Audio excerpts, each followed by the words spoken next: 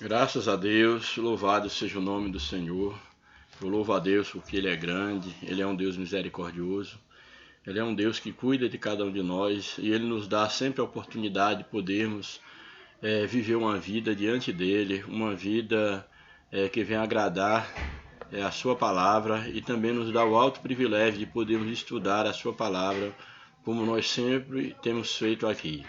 E mais uma vez nós estamos aqui para postar um comentário em uma das nossas lições aí da CPAD. A lição hoje é a lição de número 10, de 8 de março de 2020, uma lição muito importante. Nós estamos aí já na 10ª lição, já encerrando, basicamente quase que encerrando esse primeiro trimestre aí das lições da CPAD. E essa lição número 10, ela nos traz como título: Só o Evangelho muda a cultura humana. Então nós teremos aqui a oportunidade de meditarmos um pouco sobre a questão do poder do Evangelho na cultura humana. É interessante nós observarmos que o termo, a expressão cultura, é uma expressão muito abrangente, há várias leituras do que se possa caracterizar como uma cultura, mas especificamente a cultura humana, já que nós entendemos que o ser humano é um ser de cultura, tomando cultura como uma realização consciente por parte do homem, é o único ser que produz cultura. Nós não podemos falar assim de uma maneira segura sobre a cultura de nenhum outro ser vivo, ou pelo menos no aspecto de que tenha consciência do que faz, da produção, tomando cultura como uma produção humana. Então nós vimos aqui que o homem ele é um ser caracterizado dentre as várias faculdades, os vários atributos do ser humano, do homem. Nós podemos dizer que o homem ele é um ser de cultura, tomando cultura assim de uma maneira mais abrangente, não especificando ou conceituando dentro de cada área do saber. Nós poderíamos aqui, grosso modo, elencar a cultura como toda produção humana, toda produção, seja material, seja imaterial, nós poderíamos aqui classificar como sendo uma manifestação cultural, como sendo uma cultura humana. Inclusive, a própria religião, no sentido da sua organização, do seu aspecto social, organizacional, nós também poderíamos elencar como uma cultura. A religião, enquanto cultura, seria uma manifestação da espiritualidade. Então, cultura é um termo muito abrangente. Nós vamos pegar algumas definições de cultura. Por exemplo, cultura, segundo alguns dicionários que você pode pesquisar, você vai encontrar cultura como sendo um conjunto de hábitos, esse conjunto de hábitos, de manifestações sociais e religiosas. Então, esse conjunto de hábitos sociais e religiosos como forma de manifestar ou de manifestação de ações intelectuais, ações artísticas seria, no caso, uma expressão de cultura. Então, o que seria uma cultura? Seria esse conjunto de hábitos de uma sociedade, hábitos tanto pode ser hábitos no aspecto social quanto no aspecto religioso, de manifestações intelectuais, manifestações artísticas.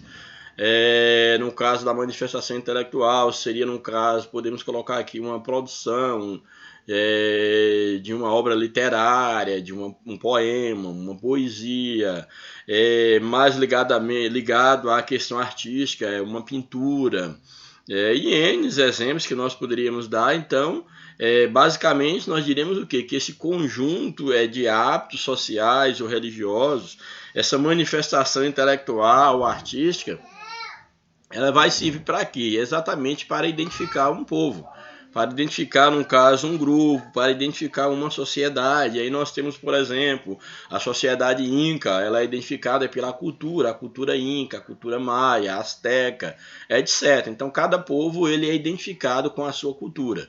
Eu acho bem interessante essa ideia da cultura como uma manifestação de um povo, da identidade de um povo, que é necessário que nós entendamos que qualquer grupo social ele precisa ter uma cultura, ele precisa ter uma identidade. Um grupo que não tem uma cultura, um grupo que não tem uma identidade, ele não tem como se firmar ou ser reconhecido pelos demais.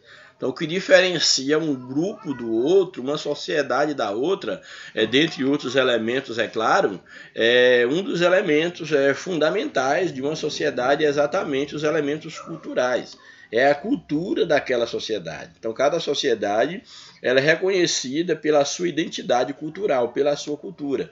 Daí a necessidade de nós, por exemplo, é claro que a lição aqui ela vai trazer uma leitura em relação à deturpação da cultura, a cultura não estando a serviço de Deus, como uma consequência do pecado. O pecado interferiu na cultura humana, na capacidade cultural, quanto manifestação social, uma manifestação artística, e a lição ela se propõe mas nesse âmbito, no âmbito de uma cultura, vamos dizer assim, que vai de encontro, não ao encontro, mas de encontro contra os padrões da palavra de Deus. Mas num sentido geral, é necessário que nós entendamos que cada povo tem a sua cultura, sendo mais especificamente falando, cada grupo social tem uma cultura, cada organização tem os seus hábitos, tem a sua cultura.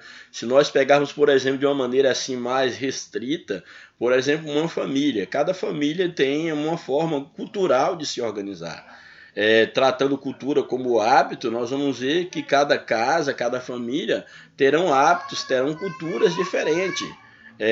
Não existe uma família, uma casa que ela seja exatamente igual no sentido de cultura, de hábito em relação a outra.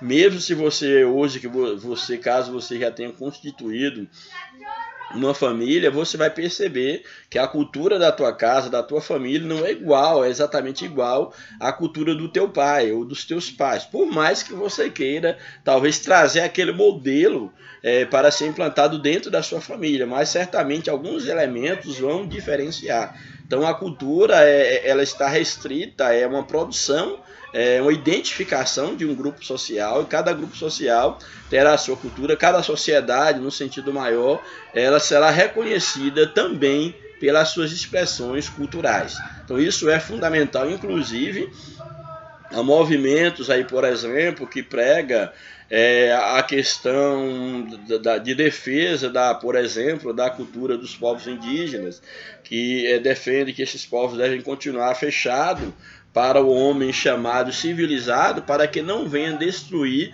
a sua identidade cultural. E mais especificamente falando, eu quero aproveitar o momento aqui para trazer essa reflexão para nós enquanto igreja, organização, instituição. É necessário que nós entendamos que a igreja, no seu aspecto institucional, organizacional, cada igreja, cada grupo tem os seus costumes, tem a sua cultura, e isso às vezes por falta de uma compreensão desse aspecto social do homem. A igreja é formada por homens, por pessoas que compõem uma sociedade. É necessário que nós entendamos que, além das doutrinas básicas da Bíblia, que nós entendamos que cada grupo tem os seus costumes, tem a sua cultura. E é necessário que nós respeitemos a cultura do grupo no qual nós estamos inseridos. Então, porque há diferenças, por exemplo, às vezes, é claro, erradamente é chamada, às vezes até de doutrina bíblica, quando na verdade são doutrinas no sentido social, no sentido humano, no sentido daquele grupo que comumente nós chamamos de costumes ou hábitos de um grupo. Porque há tantas diferenças, por exemplo, em grupos que defendem a mesma fé, servem ao mesmo Deus, têm a mesma palavra, que é a Bíblia, mas há práticas culturais, há costumes, há hábitos diferentes. Exatamente porque cada grupo tem a sua cultura, cada grupo tem os seus costumes. E isso é importante nós entendermos por quê? Porque se, por exemplo, eu uso da minha liberdade, da minha forma de pensar, da minha forma de interpretar a vida, ou até mesmo uma leitura bíblica, mas eu não consigo me adequar a um grupo que, além, é claro, da doutrina bíblica, tem também o seu rol de costume, de hábitos, a sua cultura, eu tenho que entender que eu não devo querer destruir os hábitos daquele grupo no qual eu quero me inserir. Se, por exemplo, eu não me enquadro, eu não me identifico com aquele grupo, o mínimo que eu devo fazer, teria aí duas opções: ou me submeter, mesmo talvez não concordando, me submeter às normas, aos hábitos daquele grupo, ou me retirar, procurar um outro grupo que minimamente eu possa me identificar. O grande problema é querer mudar a cultura nesse aspecto, discordar, criar problemas, querer que o grupo gire em torno de si, quando na verdade, quando nós passamos a fazer parte de qualquer grupo social, é necessário que nós entendamos que nós temos a ética, que nós é que deveremos nos adaptar ao grupo, e não o grupo adaptar a nós mesmos. É o chamado, o famoso, conhecido, querer mudar, a atitude de querer mudar o sistema. Como alguns sempre dizem, o sistema é maior do que qualquer indivíduo. Então, o que é o sistema nesse aspecto que eu estou falando? É você querer mudar um padrão, um hábito, uma cultura, porque você acha que tem que ser diferente, simplesmente acha. É claro que todos nós damos a nossa contribuição para construir também a cultura do grupo do qual fazemos parte, para melhorar a cultura, ou até mesmo inserir alguns elementos dentro da cultura, mas sempre entendendo que a cultura ela deve ser vista como a identidade de um grupo. E é complicado quando nós não respeitamos a identidade dentro de um grupo. Eu estou colocando essa questão aqui da cultura enquanto esse conjunto de hábitos sociais, religiosos, das manifestações, no caso intelectuais, religiosas, artísticas, que identifica, que caracteriza uma sociedade, eu estou colocando nesse aspecto para que a gente tenha de maneira bem nítida, em todos os âmbitos da vida, tanto no âmbito secular quanto no âmbito eclesiástico, religioso, que cultura ela deve ser minimamente respeitada, ela deve ser observada e nós devemos nos adequar à cultura. Estou fazendo essa primeira grande observação para não tratar a cultura assim de uma maneira tão rasa, no sentido de que como se fosse um elemento que devesse ser destruído a qualquer custo. A proposta da lição aqui é mostrar cultura aqui mais no sentido dos aspectos negativos. Em que sentido? Uma vez que o homem ele peca, uma vez que o homem ele se afasta de Deus, e ele é um ser cultural, é um ser que produz cultura, que ele produz manifestações artísticas, no âmbito religioso, etc., como uma identidade, esse homem que se afastou de Deus, que perdeu o temor de Deus, ele acaba tomando posse dessa sua capacidade de produzir, de construir alguma coisa. Ele pode fazer muitas coisas que vêm de encontro à palavra de Deus. Ele pode construir, produzir, através dessa capacidade cultural, muitas coisas que vêm a ofender o próprio Deus. Então, a proposta da lição aqui é exatamente mostrar a questão aqui, como o título da lição nos apresenta, só o Evangelho muda a cultura humana.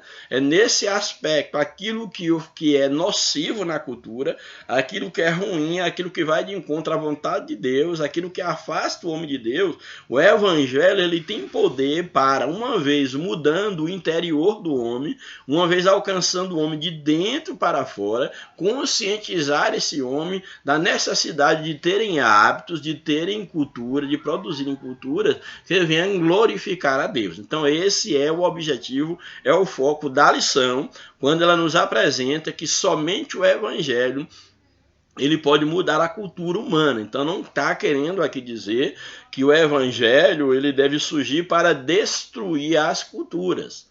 Hipótese nenhuma, não é essa a proposta da palavra de Deus, não é a proposta de destruir a cultura humana. A proposta aqui é conscientizar o homem no aspecto de que ele, enquanto feito à imagem e semelhança de Deus, ele precisa voltar-se para Deus, e uma vez ele voltando para Deus, ele vai entender que algumas manifestações culturais, que algumas produções, intelectuais, produções artísticas, seja no âmbito social ou no âmbito religioso, algumas dessas produções elas acabam ferindo a santidade do próprio Deus e consequentemente trazendo um prejuízo para o homem, seja no aspecto social, familiar, da saúde, no aspecto espiritual, principalmente. Então esse é o sentido, esta é a proposta que eu quero conduzir à leitura dessa lição, como percebo também que o comentarista aqui ele encaminha os comentários e o próprio texto que ele usa, tendo esse foco, no caso discursivo. Bem, então o título da lição é só: o Evangelho muda a cultura. Aí o texto áudio na nossa lição, esse texto ele aparece aí dentro da leitura bíblica em classe, então eu só vou lê-lo, mas não vou explorá-lo agora. Ele nos apresenta o seguinte: porque eles mesmos anunciam de nós qual é a entrada que tivemos para convosco e como induzi-los vos convertestes a Deus, para servir ao Deus vivo e verdadeiro. 1 Tessalonicenses, capítulo 1, verso 9, como falei, nós iremos estudá-lo logo mais. Aí a verdade prática da lição, essa verdade que deve ser posta em prática, ela nos apresenta o seguinte: em consequência do pecado, não há culturas inocentes nem inofensivas, mas todas elas podem ser transformadas pelo Evangelho de Cristo. Quando aqui o comentarista, pelo menos é a leitura que eu faço, eu não posso dizer o que estava na mente do comentarista ao colocar isso, mas eu quero fazer a minha leitura a partir desta proposição, quando ele coloca aqui que, em consequência do pecado, não há culturas inocentes nem inofensivas. Então aqui ele está colocando, talvez está sendo muito totalizante, no sentido de que, em consequência do pecado, não há culturas inocentes, inocentes talvez aqui num aspecto negativo, não há cultura que não seja inofensiva. Então, na verdade, não quer dizer que toda cultura ela seja inofensiva, em hipótese nenhuma, pelo menos é o que eu penso. Então é necessário que a gente tenha um certo cuidado com algumas expressões, que eu não vou dizer que, em consequência do pecado, que o homem só produz o que é mal. Apesar que há uma linha aí teológica que defende que, em relação ao homem, ele dá no aspecto da depravação total, e que o homem, em todos os âmbitos do seu ser, ele foi contaminado, então ele não pode produzir nada de bom, a não ser que haja uma ação divina na vida do homem, que aí merece um ponto, é claro, plausível de discussão, mas dentro da minha concepção teológica, eu creio que de fato o homem ele passou por esse processo de depravação, ele foi atingido pelo pecado. O próprio salmista diz que o pensamento do homem é continuamente mau, mas eu particularmente não acredito que a imagem de Deus no homem, e a imagem de Deus aqui vamos tomar como aspectos moral, no caso intelectual, etc. Então eu não creio que a imagem de Deus no homem ela foi totalmente extinta, apagada. Eu penso que ela foi manchada e que ainda há no homem algumas atitudes, no caso boas, como por exemplo perdoar o próximo, amar o próximo não como um Deus ama, mas algumas atitudes que levam o homem a provar na prática, entendeu? Que ainda há alguma coisa boa nele, é claro, não esquecendo que tudo aquilo que o homem faz de bom, seja amar ou seja perdoar, isso é claro, é por uma ação divina. Então, quando eu falo que há no homem a imagem de Deus, eu não estou dizendo que o homem é bom por conta própria, em hipótese nenhuma. Eu estou dizendo que Deus não abandonou o homem, eu não creio que Deus abandonou o homem, que o Espírito de Deus deixou de agir no homem de uma forma total, que necessariamente o homem, ele, no caso, não tenha perdido a liberdade, perdido a ligação total com o Criador, a ponto de que ele se tornou treva na totalidade. É claro, repito, que todo homem caiu, todo homem pecaram, está destituído da glória de Deus, mas eu penso que o próprio ato, como eu creio no livre-arbítrio, com o próprio ato do homem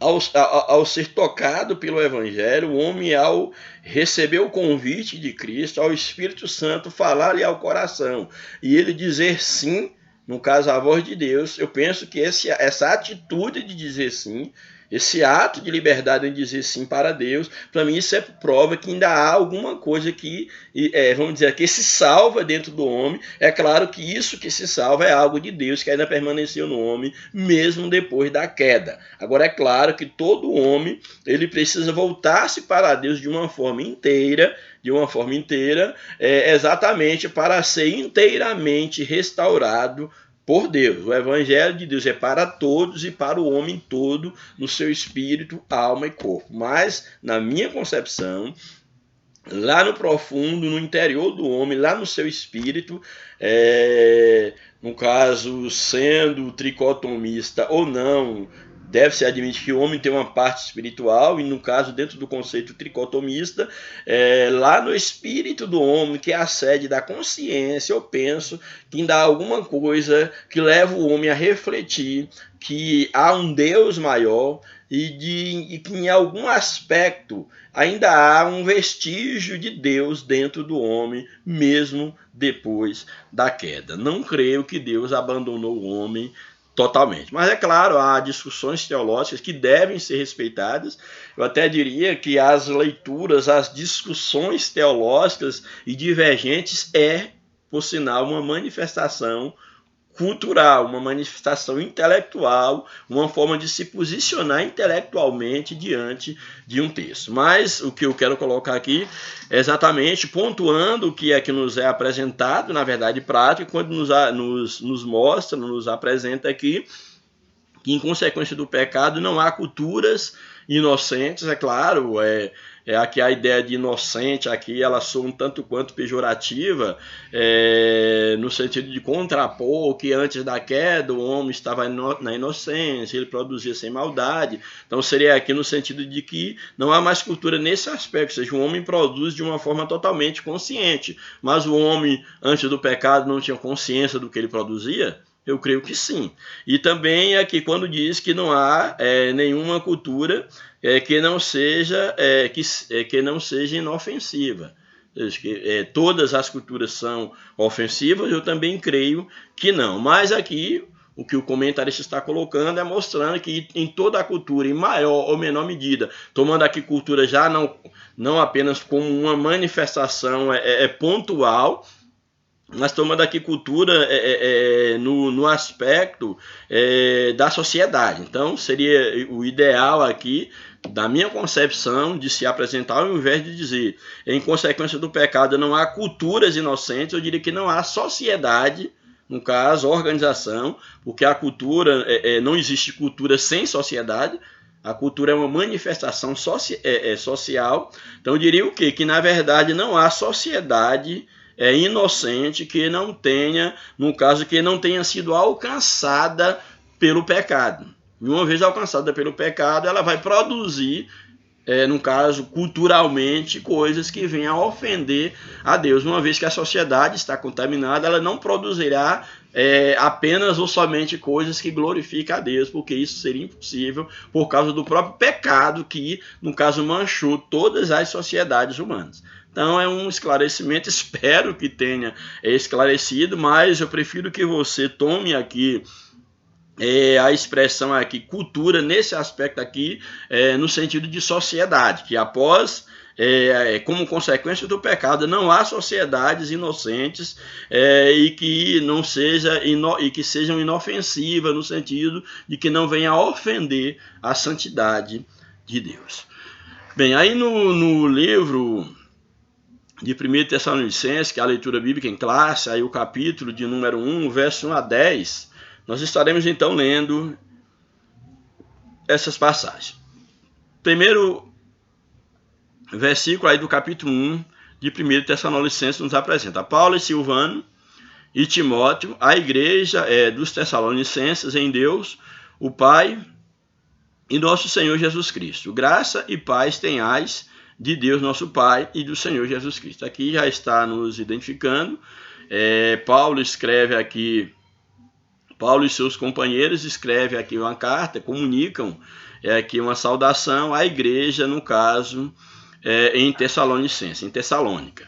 Aí o verso 2 nos apresenta: sempre damos graças a Deus por vós todos, fazendo menção de vós em nossas orações. Ou seja, eles, no caso aqui Paulo, Silvano, Timóteo, sempre estavam intercedendo a Deus por aquela igreja e dando graças a Deus pela vida daquela igreja. Aí o verso 3, ele nos apresenta: lembrando-nos sempre, ou lembrando-nos sem cessar, da obra da vossa fé. Então Paulo aqui já apresenta que era uma igreja que tinha obras prestadas diante de Deus, já toma a obra aqui como uma manifestação cultural, obras da fé, no trabalho do amor, o amor como uma expressão cultural, dentro de um contexto maior que a lição ela pretende nos apresentar. Então a fé, o amor e a obra da paciência e da esperança em nosso Senhor Jesus Cristo eram manifestações do Espírito, no caso dessa igreja, diante de nosso Pai, Deus e Pai.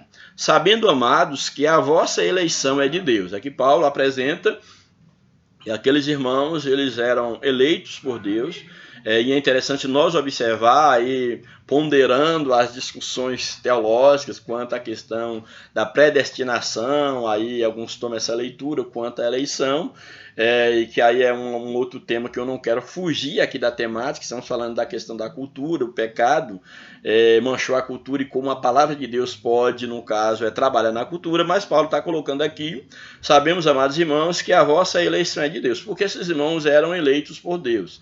Eles eram eleitos exatamente porque eles haviam abraçado a fé, haviam sido alcançados por Deus, eles davam testemunho, no caso da fé, de uma vida alcançada por Deus, e uma vez alcançados por Deus, eles eram eleitos por Deus, falando minimamente. Não estou entrando aqui no mérito da questão da predestinação e da eleição. Sabemos, e a Bíblia nos apresenta muito bem claro, que tanto o querer quanto o realizar vem de Deus.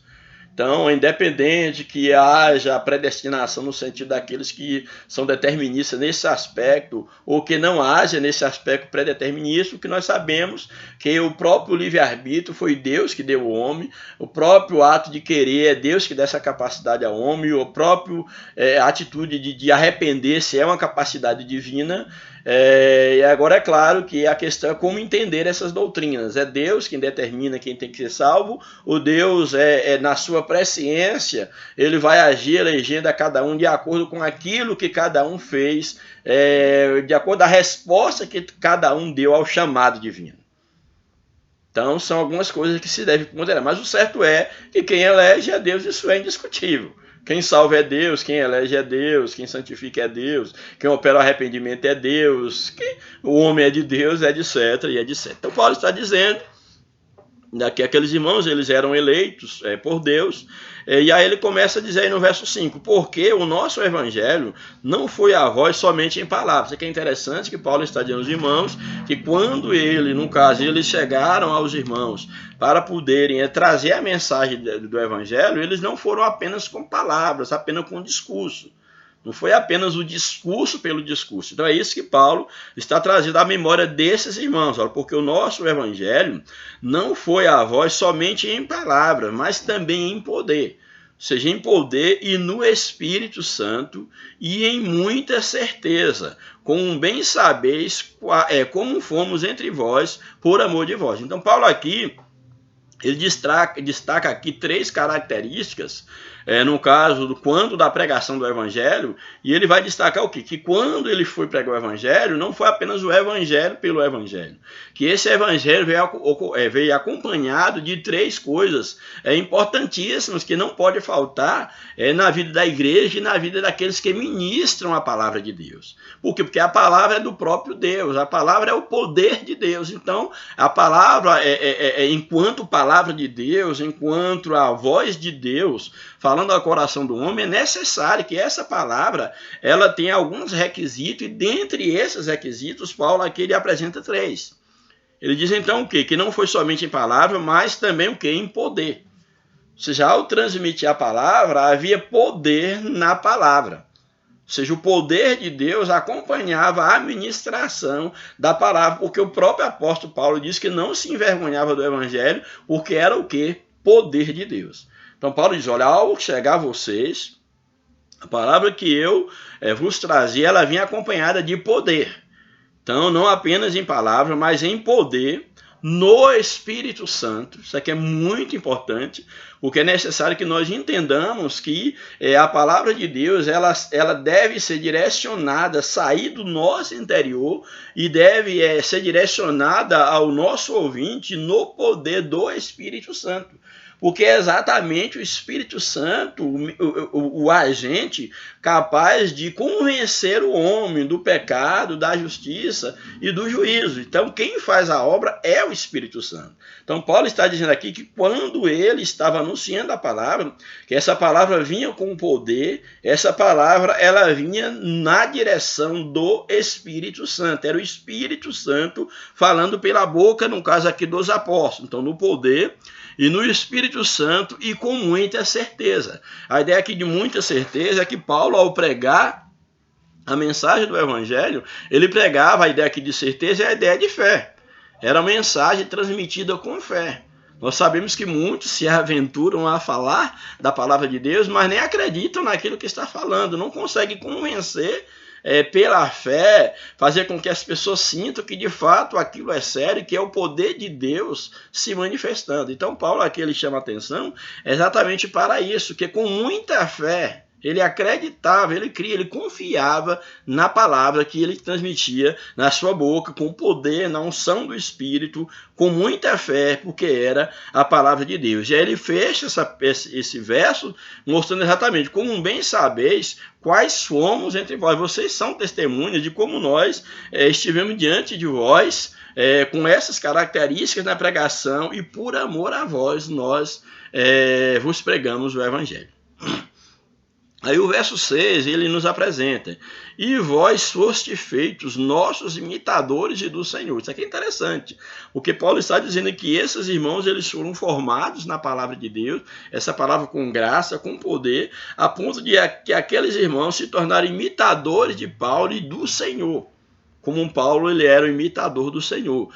Imitadores nossos e do Senhor, recebendo a palavra em muita tribulação, ou seja, a situação em que aqueles irmãos viviam, o contexto era um contexto de dificuldade, de tribulação, mas eles receberam a palavra, recebendo a palavra em muita tribulação, mas com gozo no Espírito Santo, mostrando o quê? Que a despeito da tribulação, havia gozo, havia lugar no coração daqueles irmãos para a palavra de Deus, ou seja, nem mesmo a tribulação poderia afastar aqueles irmãos, no caso de Deus, da sua palavra. De maneira, verso 7, de maneira que fostes exemplo para todos os fiéis na Macedônia e Acaia. Então, Paulo está dizendo que esses irmãos da Tessalônica, eles receberam a palavra de Deus de uma maneira tão poderosa, tão marcante, e tão transformadora, que esses irmãos, eles acabaram sendo modelo para as demais igrejas, modelo para, no caso,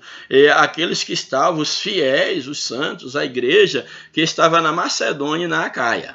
Aí, verso 8, porque por vós, ou seja, por meio de vocês, tessalonicenses, ou tessalônicos, por meio de vocês, olha o que ele diz aqui, porque por vós soou a palavra, ou seja, a palavra de Deus ecoou, soou a palavra não somente na Macedônia e na Acaia, não somente nesses dois lugares que ele havia citado, mas também em todos os lugares a palavra de Deus está soando por meio de vós. Então, porque por vós soou a palavra do Senhor não somente na Macedônia, na Acaia, mas em todos os lugares, a vossa fé para com Deus se espalhou, de tal maneira que já dela não temos necessidade de falar coisa alguma, ou seja, nós nem precisamos testemunhar da vossa fé, porque a vossa fé já se espalhou por todos os lugares, a vossa fé já espalhou. Qual é o compromisso que vocês têm, no caso, com o evangelho que a vocês,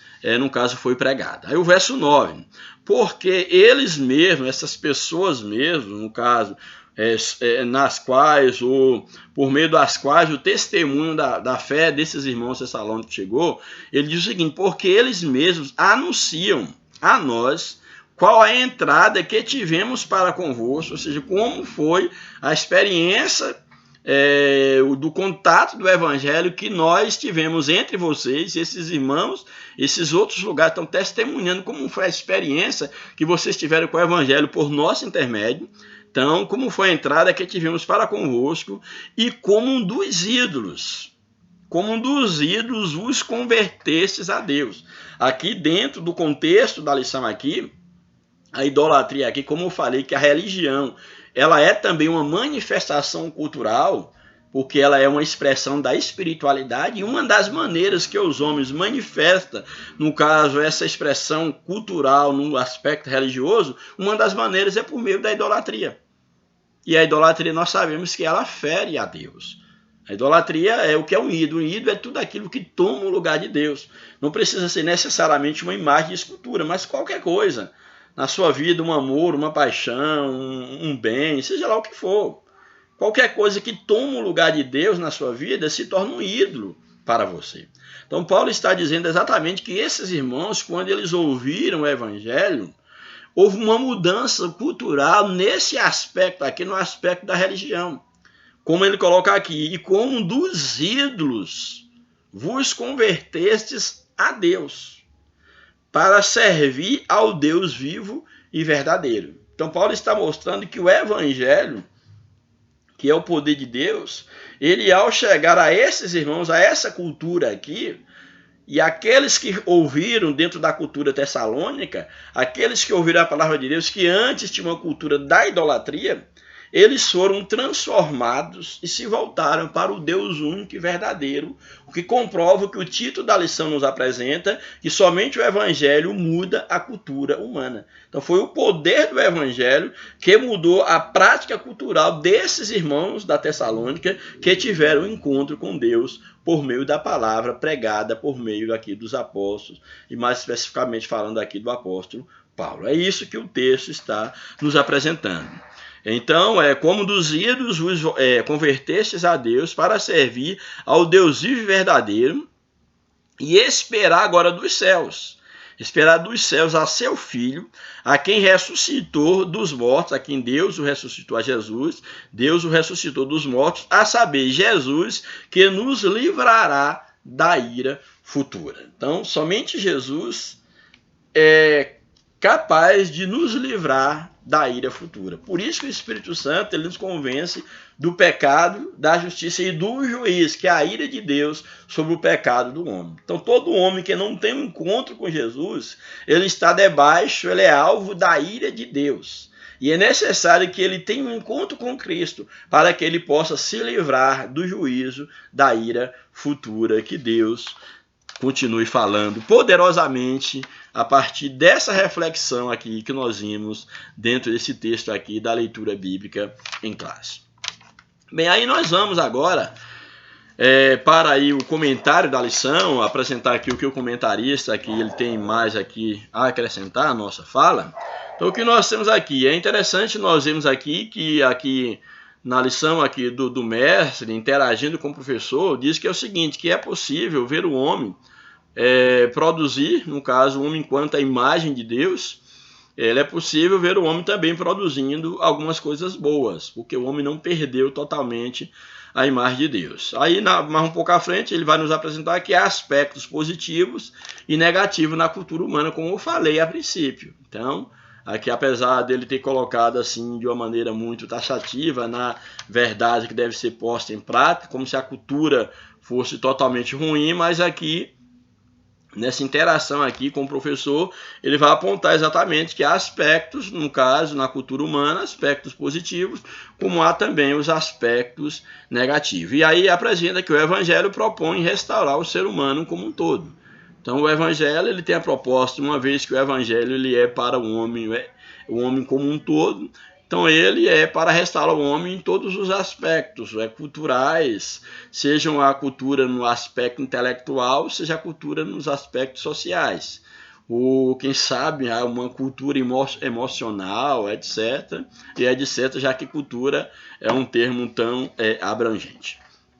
E aí a introdução da lição nos apresenta que na lição de hoje estudaremos a cultura humana através do prisma da Bíblia Sagrada, Nosso intento é mostrar que nenhuma cultura pode ser tida como neutra ou inofensiva. Aqui o Comênides apresenta, nenhuma cultura é neutra, e não é mesmo, que o homem é um ser de cultura e faz cultura de modo consciente, e a cultura ela tem uma intencionalidade, o homem é um ser de intencionalidade, então há uma intencionalidade nas práticas humanas, então toda cultura tem uma intencionalidade. E aqui no caso mostra exatamente que a cultura não pode ser tida como neutra ou totalmente inofensiva com aquelas observações que eu coloquei. Porque todas elas acham-se, todas as culturas, vamos colocar assim, todos os povos, acham-se contaminados pelo pecado desde Adão. E aí coloca que em seguida veremos que a cultura humana tornou-se o abrigo natural dentro da cultura humana. Isso aqui é algo que a gente tem que entender de maneira muito assim, com muito cuidado, porque ele coloca que a cultura humana, aí é melhor a gente sempre fazer essa observação, a sociedade humana, esse seria o termo mais adequado, na cultura humana se tornou o ambiente natural para o homicídio, para a questão do sexo depravado, a usura, a rebelião, todos os males são manifestações da liberdade humana, e aqui é colocado como sendo manifestações imateriais culturais. Mas a boa notícia é que o Evangelho de Cristo pode transformar qualquer cultura, ou seja, Deus pode trabalhar, mudar aquilo que é nocivo à própria humanidade, ao próprio homem. Quanto a nós, Igreja de Cristo, não nos conformemos com este mundo que jaz no maligno, como fez Israel e Judá, que acabaram sendo influenciados pela cultura dos povos que os cercavam. Por aceitar todas as impurezas das culturas vizinhas e longínquas, ambos os reinos foram destruídos, o reino de Israel, o reino de Judá, foram levados cativos, etc. Mantenhamos nossas prioridades como povo de Deus, ou seja, não é necessário que nós mantenhamos as nossas propriedades enquanto identificados como povo de Deus. Os irmãos de Tessalônica são um exemplo para todos nós por terem colocado em prática a sua fé no Senhor, testemunhando de que Cristo, ou de Cristo, melhor dizendo, em vários lugares. Então aqui o comentarista ele nos chama a atenção de nós tomarmos como exemplo aqui os tessalônicos, os irmãos de Tessalonicenses, que eles mantiveram uma fé viva no Senhor e se tornaram exemplo para as demais igrejas dentro daquele contexto cultural. Aí o primeiro tópico da lição nos apresenta o que é a cultura. O que é a cultura? De acordo com a Bíblia Sagrada, o ser humano foi criado para fazer e produzir cultura, a partir da criação divina. Então, a partir de quando Deus cria o homem é uma criação de Deus e é um ser criado com capacidade de criar, de maneira consciente, e é o único ser vivo que nós conhecemos que faz isso de maneira consciente. Nesse tópico, veremos ainda a cultura dos gentios e a cultura do povo de Deus. Aí, respondendo, trabalhando com aí o título desse primeiro capítulo, que é a cultura, vem o primeiro subtópico, definição de cultura. No princípio, a cultura tinha a ver apenas com o cultivo da terra. Então, a ideia de cultivar a terra é uma cultura. Aí nós temos, por exemplo, na atualidade, fala-se da cultura do algodão, a cultura do milho, a cultura da soja, que seria o quê? Cultura nesse aspecto de uma forma do homem trabalhar com a natureza, plantar na natureza, fazer com que a natureza corresponda a uma necessidade, no caso específico. Então isso também é chamado de cultura, e no princípio a cultura tinha a ver com essa questão do cultivo da terra visando a produção de alimentos. Depois a cultura passou a ser considerada como a soma de todas as realizações humanas. Então, com o passar do tempo, a cultura não ficou só ligada ao ato de cultivar a terra. Ela não ficou mais apenas limitada a esse aspecto, mas a cultura ela teve, no caso, uma abrangência maior, abrangendo, no caso, aspectos espirituais, intelectuais, materiais e etc. Ou seja, toda produção homem, seja ela material, seja ela espiritual, seja ela, no caso, artística, intelectual. Semelhante tarefa foi considerada, no caso, essas tarefas, esse enfado, essas produções. Salomão ele vai dizer que tudo é enfado, né? Salomão ele fala diante de toda a produção humana que tudo é canseira, que tudo é enfado. A cultura pode ser definida também pela maneira como uma nação encara as demandas e reivindicações divinas. Também, como uma nação, ela se comporta diante das exigências divinas, como ela relaciona, vamos dizer assim, com o sagrado, com o mundo espiritual. Essa é uma definição, no caso aí, de cultura. No primeiro princípio, ligado à questão do cultivo, e mais, assim, de uma forma mais abrangente, como toda produção, toda manifestação, realização, seja ela espiritual, intelectual, material, etc. Aí o subtópico 2 nos apresenta a cultura dos gentios.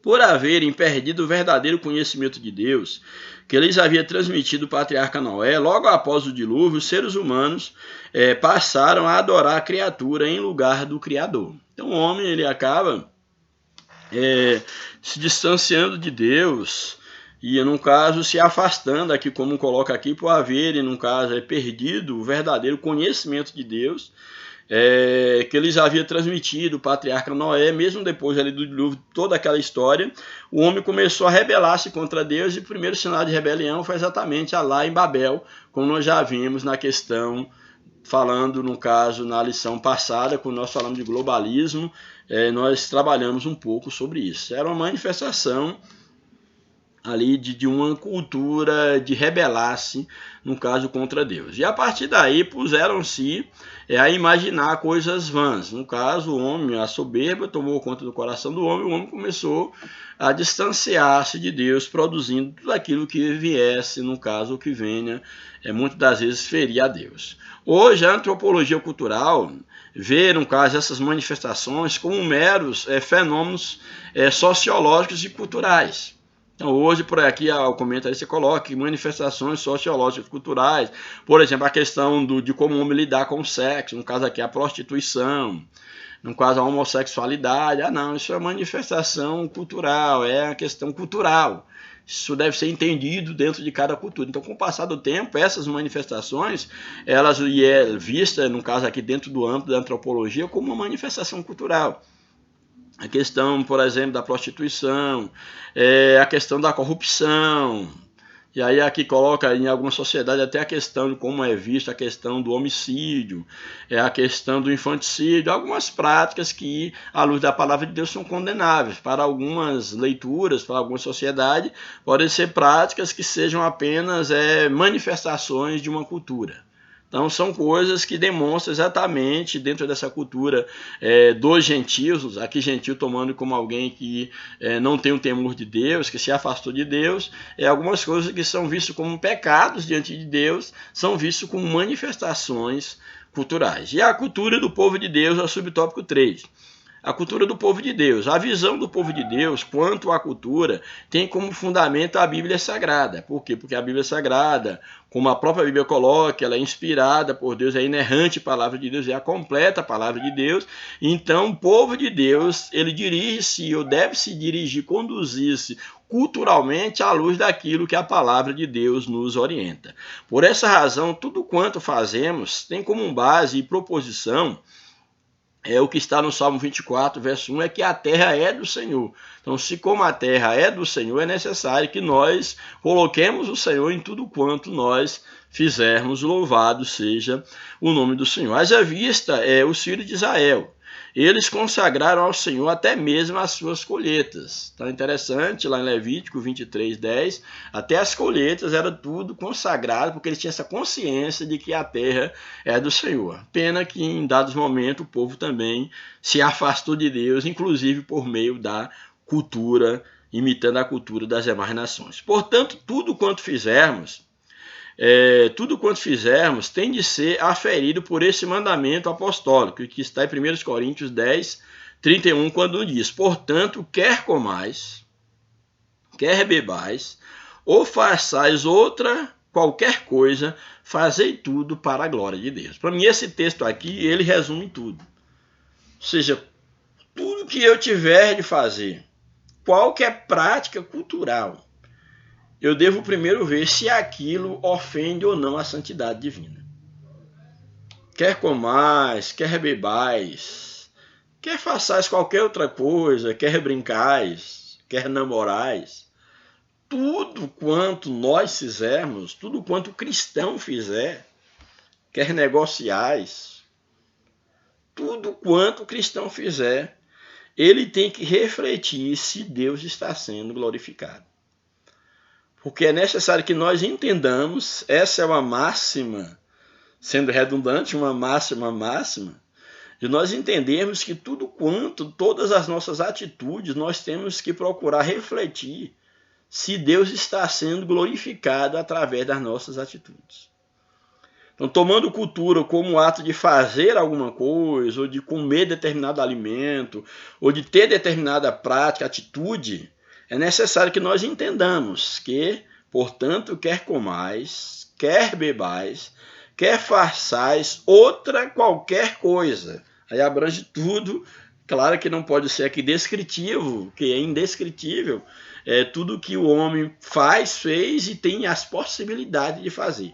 Já que o homem ele é um ser aberto, como nos diz aí o filósofo Heidegger, ele é um homem aberto às possibilidades, às infinitas possibilidades, mas que dentro dessas suas possibilidades existenciais, que o homem ele tenha consciência que tudo que ele fizer, ele deve fazer para a glória de Deus. Louvado seja o nome do Senhor.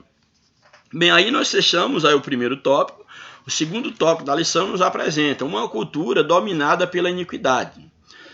O homem foi posto no Éden para lavrar a terra e fazer cultura a partir da criação divina, mas devido ao pecado, toda a cultura humana pôs-se contra Deus. Ou seja, o homem pôs-se contra Deus, a sociedade, a humanidade pôs-se contra Deus. Aí o primeiro subtópico, a cultura original. Se a terra é do Senhor, todos deveriam saber que neste mundo não passamos de servo de Deus. Uma vez que tudo pertence ao Senhor, nós também pertencemos ao Senhor. Todos deveriam ter essa consciência. Logo, tudo quanto produzimos deveria ser um reflexo da glória do Criador. Então, se tudo é do Senhor, o que nós produzimos, a cultura, deveria também ser para a glória de Deus, se tivéssemos todos consciência do propósito original de Deus para a cultura, para o homem, enquanto um ser de cultura. Se não tivéssemos caído em pecado, nossa cultura seria uma extensão da cultura divina, da vontade divina. Mas por causa da queda, a humanidade passou a trabalhar contra Deus. O homem passou o que? A trabalhar em sentido oposto exatamente por causa do pecado. Aí ele coloca aqui expressões imateriais, aqui a lição apresenta como uma prática humana, é claro, e aqui como prática humana, já que culturas são práticas, seja lá sociais, intelectuais, espirituais, entendeu? Então ele vai colocar aqui algumas práticas do homem, que são práticas materiais, mas que também refletem uma atitude espiritual. Ele coloca aqui a cultura, por exemplo, do homicídio. O homem, quando surge o primeiro assassino na Terra, isso acabou espalhando essa prática na sua geração. Nós vimos Caim, ele comete um crime e logo após um dos seus descendentes já vai lá também e faz um crime. Então mostra aqui a cultura do homicídio. Como resultado da apostasia de Adão, o homicídio é rapidamente incorporado à cultura humana. Haja vista que Lameque, para celebrar a morte de 2 homens, escreveu um poema. Então, assim, bem, Adão, quando ele peca contra Deus, nós vimos que um dos seus descendentes, dos seus filhos, no caso Caim, ele vai e mata o seu irmão Abel, e logo mais à frente, um descendente de Adão aí, dessa geração aí, ele vai também e mata alguém, inclusive 2 pessoas, e ele faz uma espécie de um poema falando sobre esse seu ato, vamos dizer assim, cultural, essa sua prática. Gênesis 4, 23. Olha o que nos diz aqui, Gênesis 4, verso 23. E disse Lameque às suas esposas Ada e Zila: ouve-me vós, mulheres de Lameque, escutai o que vou dizer-vos. Matei um homem porque ele me feriu, e um rapaz porque me pesou. Então aqui ele celebrando aqui, contando vantagem daquilo que ele havia feito, entendeu? Tirado a vida, no caso, de 2 pessoas, já mostrando aqui essa prática, a prática aqui do homicídio, que se tornou algo, vamos dizer, uma prática em alguns daquela sociedade. Os heróis daquele tempo eram os vilões que se davam à opressão e à matança. Dentro desse contexto, em outros contextos que nós vimos lá, das guerras homéricas ali, né? Então, dentro daquele contexto dessa sociedade antiga, nós vimos que a questão da guerra, de tirar a vida, era algo cultural, basicamente. Era algo cultural. Alguém queria se imortalizar nas guerras, pela quantidade de homens que podia matar e etc. Então, isso se tornou uma questão cultural. Então, os heróis daquele tempo eram vilões que se davam, no caso, à opressão e à matança. Hoje, vemos aqueles dias replicarem-se em todos os segmentos sociais. A cultura da morte não mudou. O que dizer, por exemplo, do aborto? O aborto, por exemplo, é uma cultura da morte. O aborto, independente das discussões ideológicas que se queira aplicar à questão do aborto, o aborto é tirar a vida de um ser que não tem nada a ver. Não vou olhar aqui nas implicações que envolvam a prática do aborto. Não. Na justificativa, o aborto é uma cultura de morte. Então isso mostra exatamente como a morte, o homicídio, se tornou uma cultura em decorrência do afastamento do homem de Deus, em decorrência do pecado. Então temos aí a cultura, no caso do aborto, a questão da eutanásia, que em alguns países, no caso como o aborto também é liberado. E aqui nos mostra exatamente isso, o que dizer do aborto, da eutanásia e da cruel indiferença ao próximo. Isso, exatamente. Tem sociedades, por exemplo, que elas são mais sensíveis, no caso, à dor do outro, ao próximo. Outras já não é tão valorizada a questão da vida humana. Então, isso, infelizmente, é o que nós chamamos aqui de cultura da morte, a cultura do homicídio, como o comentarista aqui apresenta. Também aqui ele coloca a cultura do erotismo. Isso aqui é algo bem plausível, assim, no sentido de dizer que é algo bem notório, entendeu? Que a questão, nunca vivemos numa sociedade culturalmente tão erotizada como a nossa. E, basicamente, essa cultura do erotismo tem alcançado quase todos os âmbitos da sociedade, inclusive o religioso. Então, hoje, tudo há um apelo erótico, há um apelo sexual, em quase todos os âmbitos da cultura humana, isso quase que globalizado. É claro, com as exceções, mas junto com a globalização e o próprio globalismo, podemos dizer assim, também essa cultura ela foi expandida. Então, a questão da cultura do erotismo. O erotismo também impregnou rapidamente a cultura humana. O casamento ele foi logo banalizado.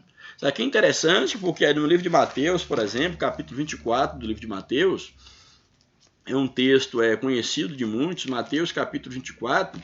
Olha o que nos diz aqui o Evangelho segundo Mateus, capítulo 24, do livro de Mateus. Deixa-me ver aqui, verso 37 ao 39, Mateus 24, 37 ao 39, nos diz o seguinte: pois como foi nos dias de Noé, também será a vinda do Filho do Homem, porquanto assim como nos dias anteriores ao dilúvio, comiam, bebiam, casavam, davam-se em casamento, até o dia em que Noé entrou na arca, e não perceberam, senão quando veio o dilúvio, e os levou a todos. Assim será também a vinda do Filho do Homem.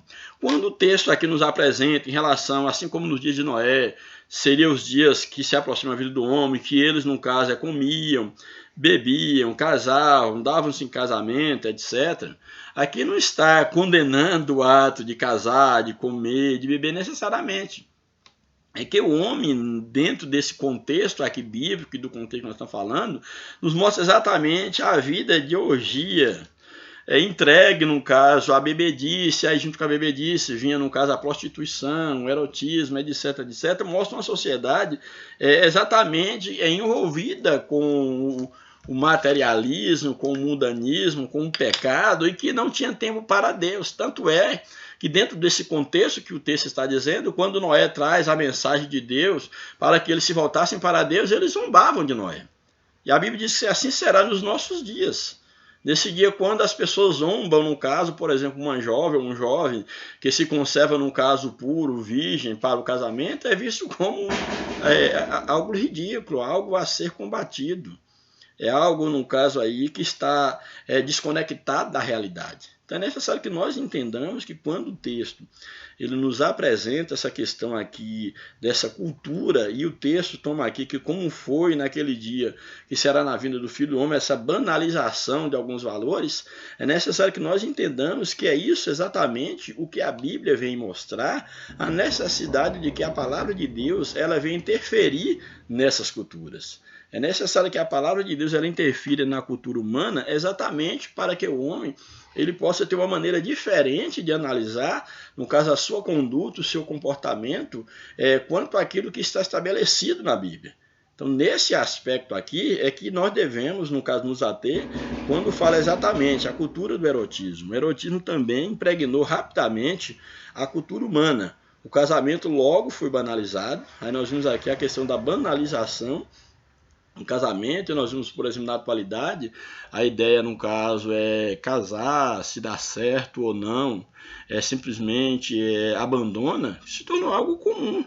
Quer dizer, uma banalização, não é levado mais a sério algo que foi dado como uma ordenança divina, como alguma coisa que o homem deveria, no caso, observar, que o homem deveria, no caso, se atentar como sendo algo dirigido por Deus.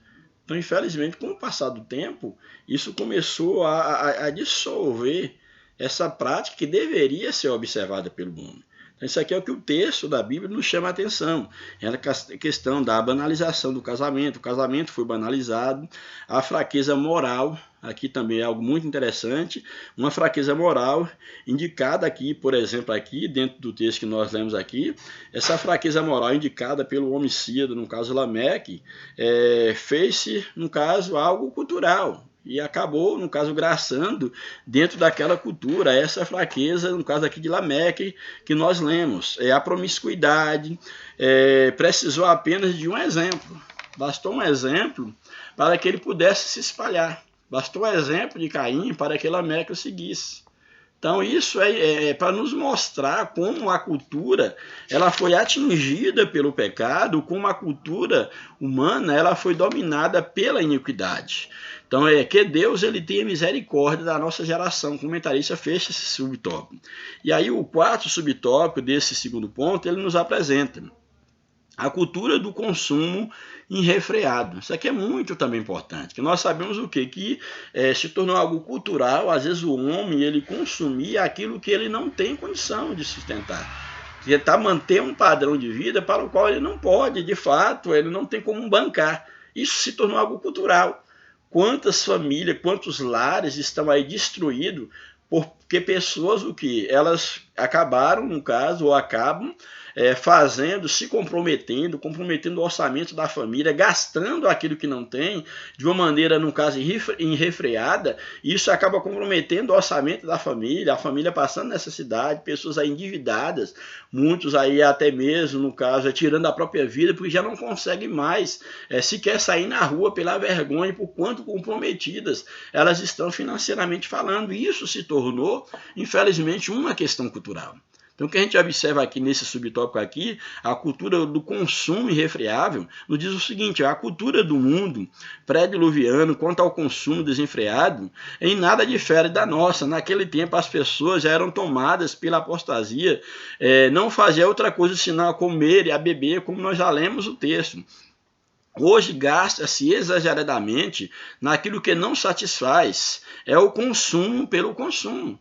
Quantas das vezes nós somos levados a comprar coisas que nós não precisamos, a trocar de uma TV só porque muda o design, só por causa disso, só porque alguém tem, no caso, e o vizinho tem, às vezes um celular, entendeu? E em N coisas que nós fazemos, entendeu? Sem nenhuma necessidade, só sendo empurrados pelo consumo.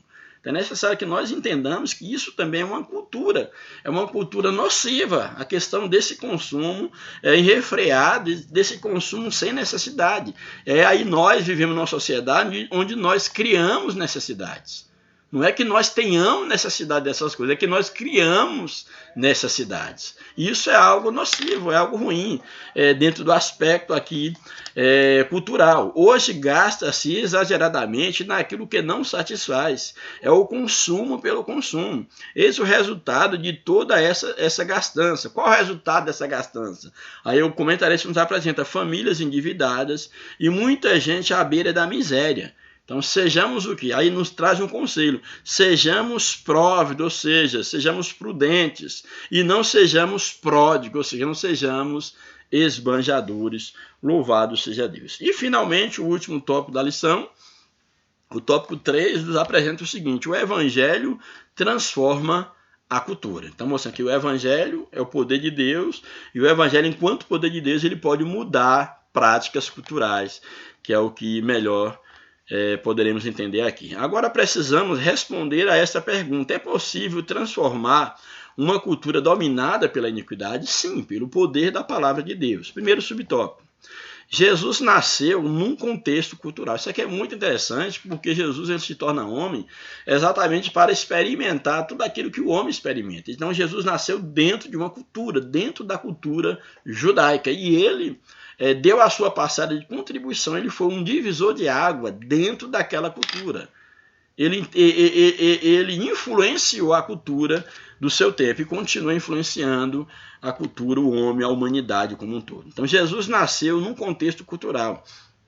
Nenhum homem é capaz de viver à parte de uma cultura, ou seja, o homem não pode viver isolado, o homem é um ser cultural. Somos seres culturais, seres de cultura. Aliás, o próprio Filho de Deus, quando se encarnou, foi acolhido numa sociedade dominada por 3 culturas. Então, o contexto social no qual Jesus nasceu estava dominado pela cultura judaica, pela cultura grega e pela cultura romana, que são as 3 grandes culturas que influenciaram e contribuíram grandemente para a propagação do Evangelho, que é o que é chamado na Bíblia da plenitude dos tempos. Que a plenitude dos tempos é exatamente o cenário preparado para que o Filho do Homem viesse e que a mensagem fosse propagada por toda a humanidade. Era necessário o quê? Que houvesse uma cultura como a judaica, que era um povo do qual, inclusive, saiu o Messias. Era um povo que tinha uma expectativa de que o Messias iria, e os homens já estavam informados culturalmente sobre um Messias que haveria de vir. Então, em termos religiosos, o judaísmo contribui para isso. Também a cultura grega, a língua grega, que era o koiné, essa língua, no caso, mais popular, que é exatamente uma língua, vamos dizer, dentro daquele contexto, uma língua universal, onde todos entendiam, era a língua comercial. E o Evangelho foi propagado exatamente nessa língua, no grego, no koiné. Também havia o que ali? A cultura romana. Jesus nasce nesse contexto cultural, onde Roma dominava ali praticamente o mundo de então, ali o entorno do Mediterrâneo, do mar Mediterrâneo, e ali havia o que? Através da Pax Romana, que era a paz romana, essa paz que era imposta, havia uma certa segurança em todos os domínios do Império Romano, e a possibilidade de trafegar o correio, as notícias, as estradas mais seguras, tudo isso acabou o quê? Apesar que o cristianismo foi perseguido no seu início, mas isso facilitou também a propagação do Evangelho. Então Jesus veio exatamente dentro desse contexto cultural. Toda a sua mensagem, a mensagem de Jesus, transformou milhões de pessoas oriundas de todas as culturas do mundo, conduzindo-as a viver num só corpo, que é exatamente a igreja. Louvado seja o nome do Senhor. Então nós temos aqui, nesse primeiro subtópico, Jesus nasceu num contexto cultural, o Jesus histórico, o Jesus homem, o Jesus que se materializou para poder trazer o homem de volta para Deus. Segundo subtópico, o Evangelho transforma a cultura. Conquanto não nos seja possível converter toda uma sociedade, se não é possível, que Deus respeita o livre-arbítrio do homem, podemos influenciá-la com a mensagem do Evangelho. Não vamos mudar a cultura, nós não podemos influenciar, no caso, os homens dentro de uma cultura. Haja visto o que aconteceu em Éfeso, durante a 3ª viagem missionária de Paulo, quando praticantes de artes mágicas queimaram os seus livros em público. Isso aqui é interessante que aqui em Éfeso, quando o povo, no caso eles foram alcançados, aqui retrata no livro de Atos dos Apóstolos, capítulo 19, e eles se converteram a Deus, eles tiveram uma atitude de abrir mão de algumas práticas culturais.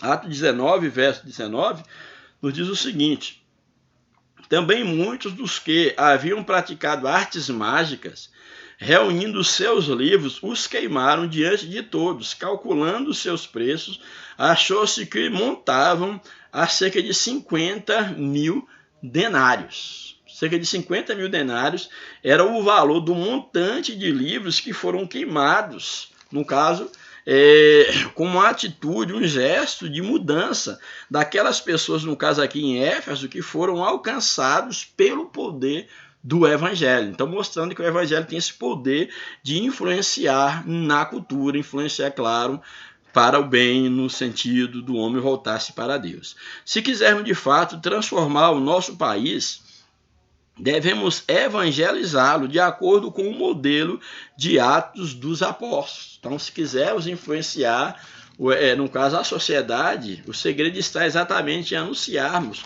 o evangelho, que é o poder de Deus. Aí em Atos, capítulo 1, verso 8, nos diz o seguinte: mas recebereis poder ao descer sobre vós o Espírito Santo, e ser-me-eis testemunhas, tanto em Jerusalém, como em toda a Judéia, Samaria e até os confins da terra. Seria o raio de influência do evangelho pregado pela igreja. Então aqui é o que o texto nos apresenta.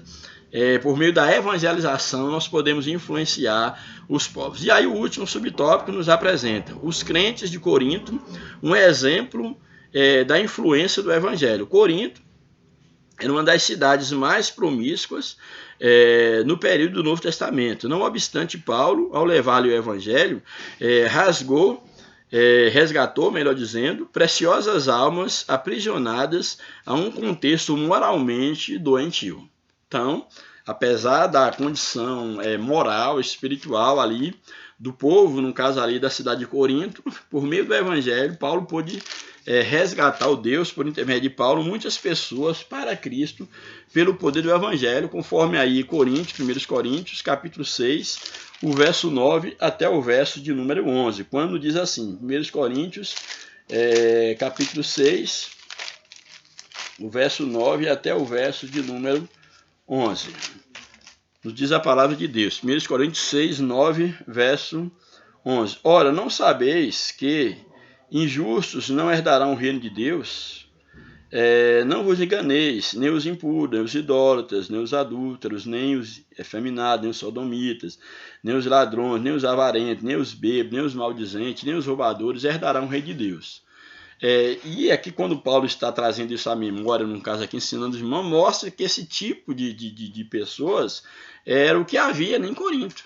E ele estava trazendo esse ensinamento exatamente para os irmãos. Tais fostes alguns de vós, mas vós, olha o que ele diz aqui, alguns de vocês eram assim. Tais fostes alguns de vós, mas vós fostes lavados, mais vos lavastes, mais fostes santificados, mais fostes justificados, em nome do Senhor Jesus Cristo e no Espírito de nosso Deus. Então, o que Paulo está dizendo é assim, que vocês também eram assim, mas o poder transformador do Evangelho mudou a vida de vocês. Então, aqui é um exemplo do que o poder de Deus ele pode fazer na vida, no caso, de uma sociedade, e aqui é o exemplo dos crentes de Corinto.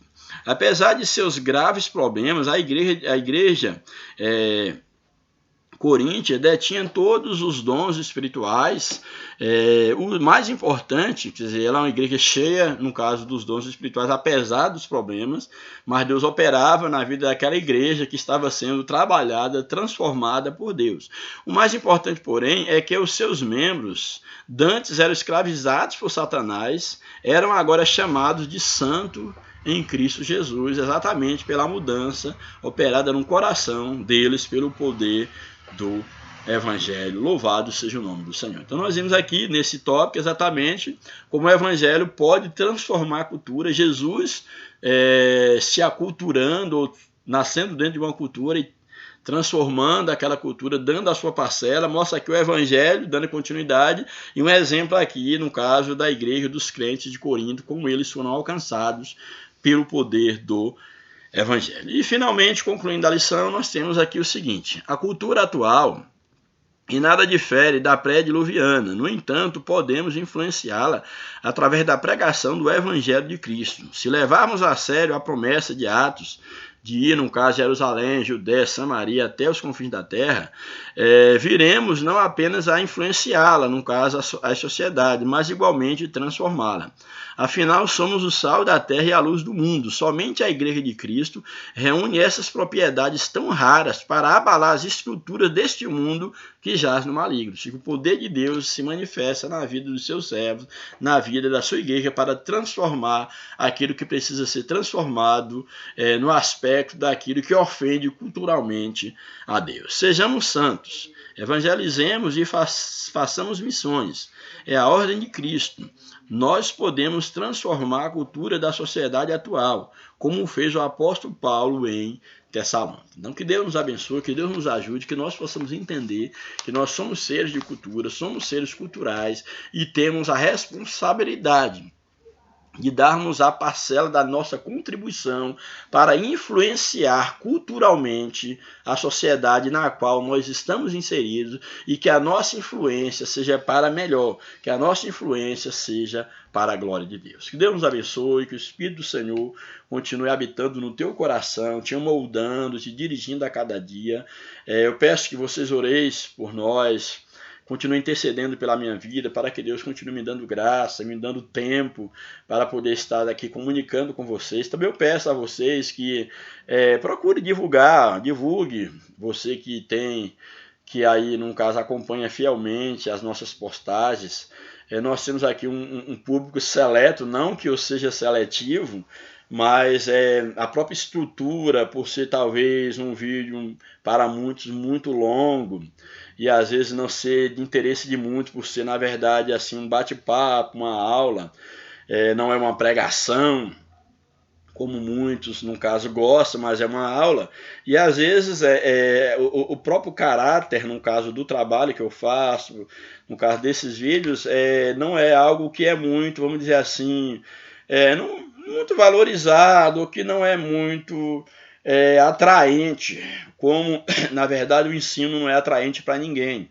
São poucos que querem de fato buscar o conhecimento, ou que querem, às vezes as pessoas até querem ter conhecimento, mas o conhecimento não é algo que você conquista da noite para o dia. Conhecimento exige renúncia, exige aplicação, exige vencer uma série de barreiras.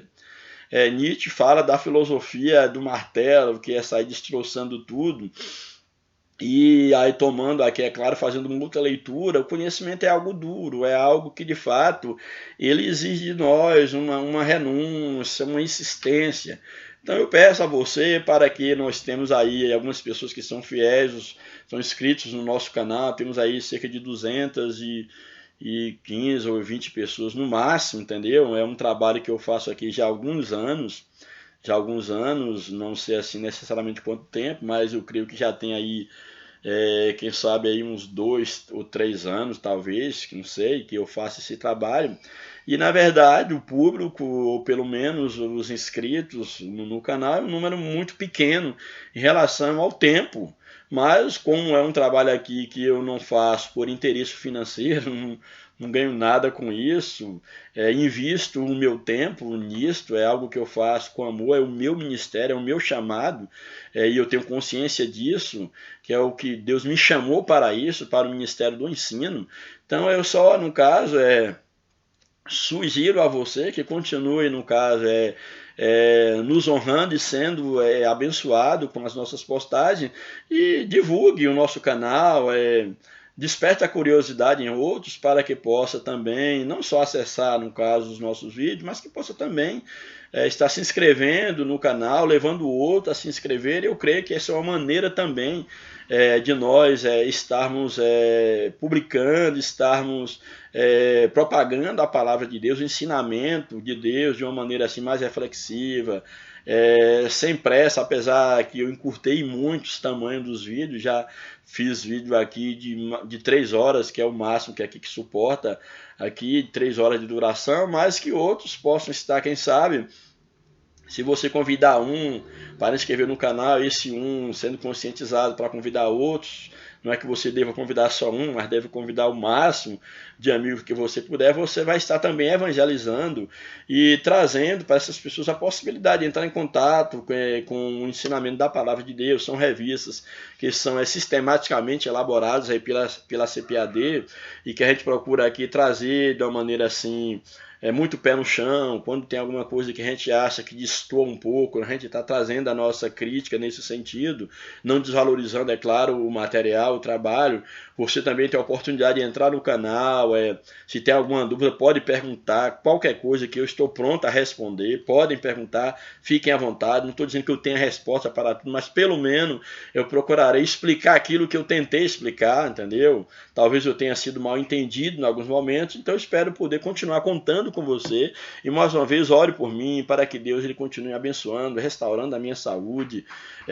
Tenho muitas ocupações, hoje por exemplo estou gravando o vídeo, hoje já é aqui quinta-feira, já falta 10 para as 19 horas, eu tenho que tomar banho a pouco instante, já sair para outro compromisso, passei o dia todo fora de casa, no caso tem a atividade do meu trabalho secular, para estar em escola dando aula, no caso aí um período de 40 horas, tenho que estar também, continuo estudando também, fazendo cursos, no caso na universidade à noite, fim de semana na igreja, então basicamente eu não tenho tempo, mas a gente procura um tempo para tudo, e às vezes o meu propósito seria pelo menos, no máximo, na terça-feira de cada semana estar postando um comentário, mas essa semana hoje eu tirei esse tempo rapidinho aqui para poder tentar postar o vídeo, né? Eu cheguei a trabalhar há pouco instante, nem banho tomei ainda, para tentar postar logo esse comentário, porque senão aí ia acabar chegando fim de semana e eu não teria mais condição de postar o vídeo. Então, ore por nós, né? E você tem que valorizar o nosso trabalho, continue nos